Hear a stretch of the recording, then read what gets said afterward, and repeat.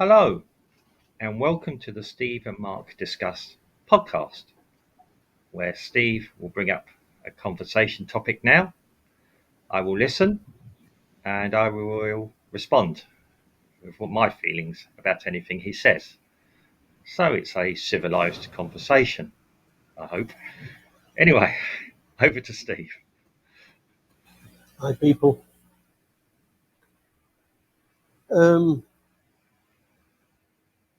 Today in this podcast, we're going to be talking about Ukraine again,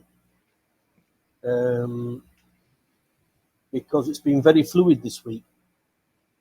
A lot has been said and happened, and unfortunately for Zelenskyy, it isn't going his way. So let's start off with the toll on the Ukrainian army. Since his counteroffensive started, apparently the latest numbers are 71,000 either dead or injured soldiers, Ukrainian soldiers, that have been taken out of the battlefields, or the meat grinders, they call it.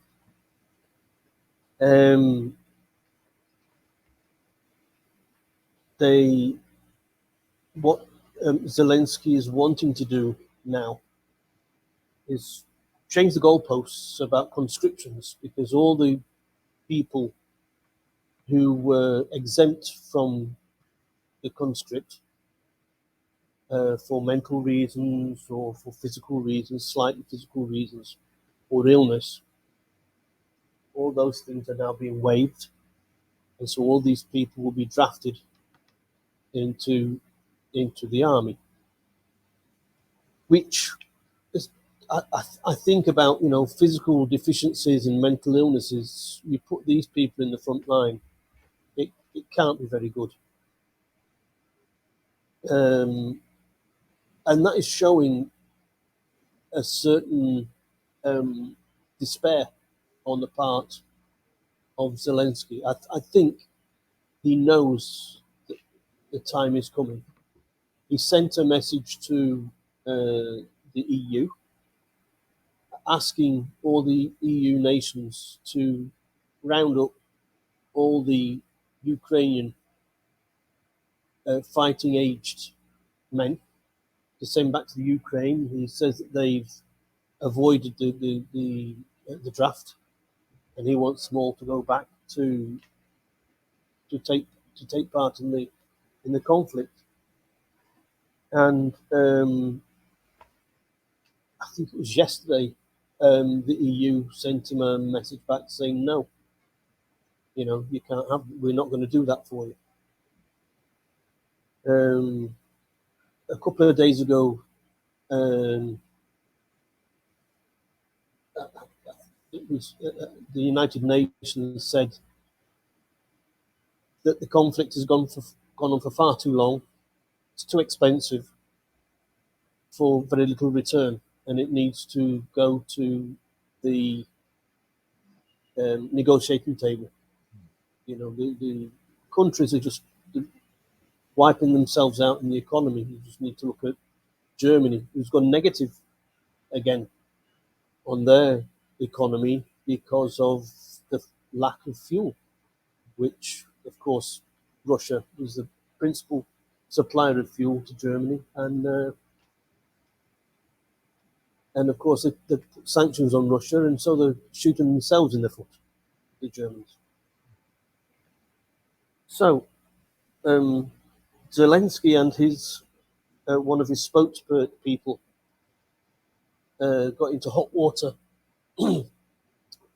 this over the last couple of days. A spokesperson from the administration, the Zelenskyy administration, said that there is no intellect, basically in China nor India, because both of these countries, of course, have refused to side with the West to supply Ukraine. China wanted more information on what this guy said, and of course he backtracked and said, no, it wasn't like that. It's the press that misquoted me and all this. But there is what's worse than that is what Zelenskyy said to the magazine The Economist. And I have to read this as it is. I've got the quote. And it is something that mainstream media in the West is totally ignored. So here we go. Open quote. Open quotation marks. Curtailing aid to the Ukraine would only prolong the war, and it would create risks to the West in its own backyard. There is no way of predicting how the millions of Ukrainian refugees in European countries would react to their country being abandoned. Ukrainians have generally behaved well and are very grateful to those who shelter them. They will not forget that generosity. But it would not be a good story for Europe if it were to drive these people into a corner. Now, basically, that's a shakedown. It's what the Americans would call a shakedown. It's a veiled threat. That if Europe was to stop supporting Ukraine and Ukraine was to lose this conflict, and the Ukrainians in Europe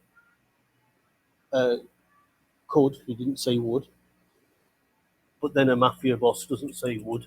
You know, your building could catch fire if you don't pay me.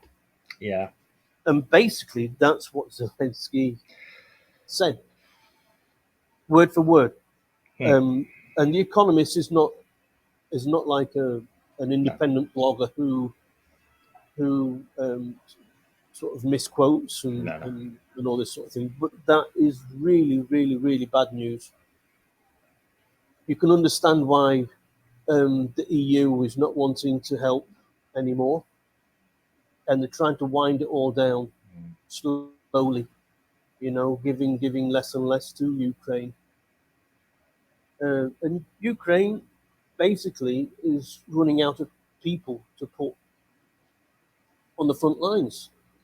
And it's coming the end of this month, it'll be winter time, the rainy season. And the Ukrainians will they'll just be sitting ducks for the Russians to just to tie up the loose ends. That's why I believe that this war in Ukraine, in spite of what the US is saying and what Russia is saying that this war is going to go on for a couple of years. Of course, they would say that because the US and Europe are running out of arms and money to give to Ukraine. Yeah. And Russia is basically saying we're in here for the long haul. And the US is trying to beat the chest. You know, the US went after the Southern Hemisphere to try and muster support for Ukraine, and nothing doing. You know, I think after that BRICS meeting, the BRICS countries and the developing world are finally turning their back on the US and its influence, looking to China and to India, to Russia and to Brazil for guidance. Right. Yeah. A lot to unpack. Yeah. I mean, yeah, start off on a high note. Yes, it's a. I mean, this thing about drafting, we said weeks ago that effectively, I mean, okay, both sides we said running out of bodies. I don't know the population of Russia. How many? Yeah, and you can't even look at populations. You say it's fighting ability. Yeah. The ratio of Ukrainian soldier deaths in Russia is 8-1. Yeah. 8 Ukrainians to 1 Russian. Well, So you do your calculations there. yeah. Well, I mean, okay. Well, we have to take that for what it is, face value. I mean, we don't. Nobody knows anything in a war zone. It's not often you know everything precisely. Um, yeah, the glorious defenders of their country. Okay, which you got to have sympathy with the Ukrainians there. They're fighting their country. I mean, whatever we may feel or not feel, it's a horrible situation to be in. Um, it is a. I mean, yes, this drafting. Yeah, when you start getting desperate, and it's almost like calling in Dad's army and absolutely everything. And as you say, I mean, mentally insane, or not mentally insane, but it's people who have issues. Yeah, they're going to be giving. Yeah, they're going to be put at the front line and giving guns, etc. How that will be managed will be interesting. I mean, in the British military, if you show signs of going a little bit having issues, you're pulled off out straight away, and you're put under surveillance or whatever they do, under medical attention. Yeah, shame that doesn't always follow through after people leave the military in the UK, but that's another issue. Um, it is a um, it's a very very dire situation, and we've been saying this for ages. That at some point the decision's got to be made to at least try and sit down. As with any conflict, you've always got to leave the ability to sit down and discuss a truce or some sort of agreement at some point. Um, I mean, I've heard other people say, normally quite rational people, cynically say, well, this is the West just trying to wear Russia down for whatever reasons and ruin and everything else. Is it in our interest to actually ruin Russia? I don't. I don't agree with Russia invading Ukraine. I'm going to say that as an overriding thing. Like whatever you might think about what's happening down, the White Russians or people on an autonomous state, I still I still can't totally support the Russians going into a Ukraine. There could have been other ways to do it, maybe. Yeah, conflict should always be the last option, not the first. I don't think it was the first option either. In this case, we've discussed what has been going on with NATO and the EU. Um, the EU are not going to support rounding up men to send to the front line. Um, because we have this human rights and everything else and conscription, things against conscription in the military in the first instances and all sorts of things probably across the EU. Um, I mean, I okay, think even I think even if they did round everybody up and send them back to Ukraine, that they wouldn't be a good fighting force because they don't want to be there. well, this is There's going to be a very very well, yeah. negative. I mean, as we said before, we said in previous the morale. This is the other factor you got to look at. Um, I mean, does Russia want the whole of Ukraine? I don't believe they do. No, Um, and so Donbass and yeah, Crimea. well, okay. I mean, okay, you're still ceding part of your territory, and there may be people down there who don't want that.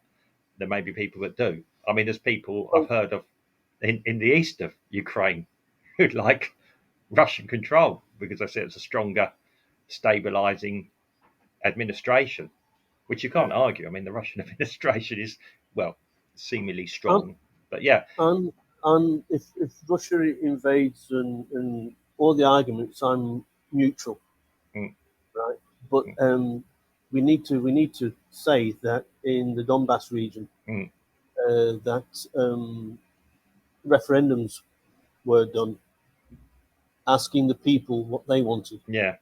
and they wanted to be part of these two independent regions within that Donbass region. Well, And in the Crimea, they also had a referendum, and they said they wanted to be part of Russia. well, So, yeah, in terms of people on the ground and civilians on the ground, yeah. we know where they stand. Well, yeah. I mean, obviously, yes. I'm Uh, not. the rest is politics. Yeah, yeah. I mean, obviously, I mean, how did there could have been? Yeah, I mean, we know.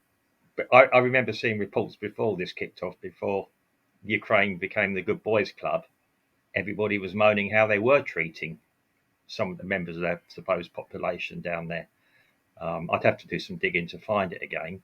But yeah, I remember watching reports. Okay, how Zelensky came to power and everything has always been a bit questionable. That's geopolitics, as you say.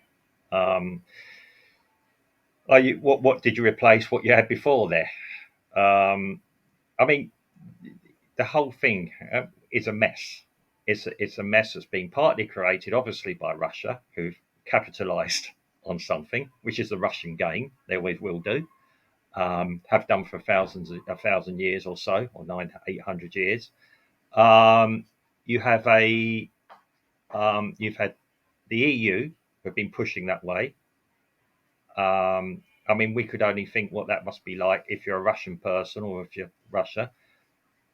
Um, and you also have had obviously NATO as a threat. Now it's interesting that many years ago Putin wanted to join NATO because he saw that as a thing against the world. Yeah, other other potential conflicts. Um, yeah, I think it's getting to the time with whatever they're going to have to start talking. I mean, we can't keep Ukraine owe a lot of people a lot of money or a lot of favors with weapons and everything else. Now, I'm so cynical to believe that nobody does anything for nothing. Never have done.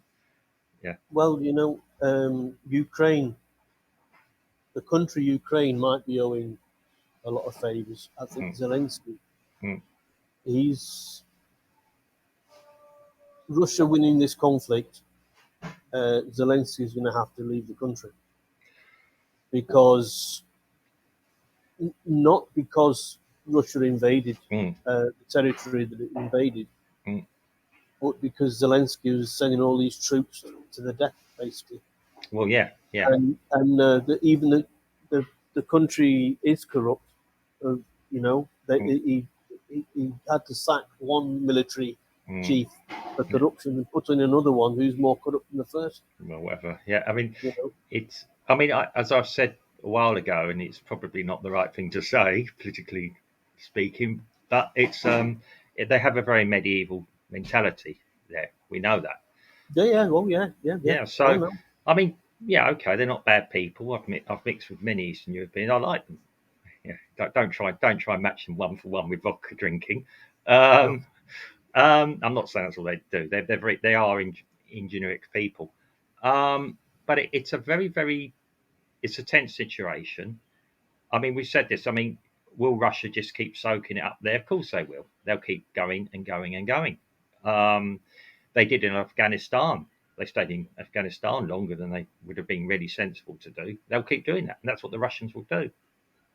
If you ever read the history, and I know it's a different administration since World War II, but the Russians will keep throwing things at a situation.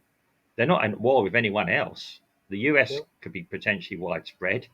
Europe could be potentially widespread. Um, I mean, yes, Putin knows that there isn't going to be officially NATO troops or outside troops running around the ground on the Ukraine helping. Um, it's so he'll keep going. Um, yeah, I mean, who knows? I mean, we're hearing about we retook this has gone, that's gone, it's all tit tat. It's a we keep giving them weapons. It's a testing ground for modern weapons. So we're now showing the Russians what exactly weapons we have as The well. the Yeah, Pentagon is to send a team yeah, to Ukraine to determine where the money has been spent in Ukraine. You know that when the Pentagon is sending a yeah, team yeah. That's into Ukraine, mm, it's not just a lot of guys with pencils and paper clipboards. Yeah, to yeah, do yeah. accounts. The same Putin, he said he warned the UK Mm, because the UK was training mm, uh, Ukrainian soldiers of how to well, blow yeah, up um, no assets. nuclear Oh, nuclear energy mm, stations, yeah. plants. Okay. Well, fair enough. Yeah. So and something that I thought was funny is that the British Army was training Ukrainians Mm, in some of their I don't know where they actually do it in the fields in the UK. Yeah. To sort of live ammunition training, Well, probably and the Salisbury neighbours Plain. Yeah. and they had to stop Yeah. because the neighbours were complaining of the noise. Yeah. Well, yeah. I mean, Only in the UK.